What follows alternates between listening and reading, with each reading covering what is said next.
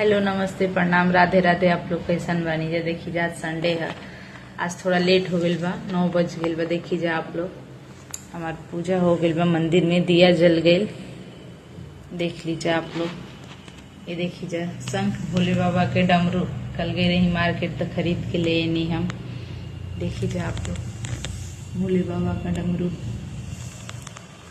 आप लोग कमेंट करके बताइब जा कि हमारे भोले बाबा के डमरू कैसन लागत है आप लोग के। देखिए जा, आप पूजा कैला के बाद गिलास में गर्म पानी और इधर चाय रख गई बनी। आप लोग ये देखी जा बाहर का नजारा। आज धूप निकलल बा, 10 बज गइल बा, लेकिन मौसम अच्छा बा, ज्यादा धूप नहीं खे, बादल जैसे ही बा।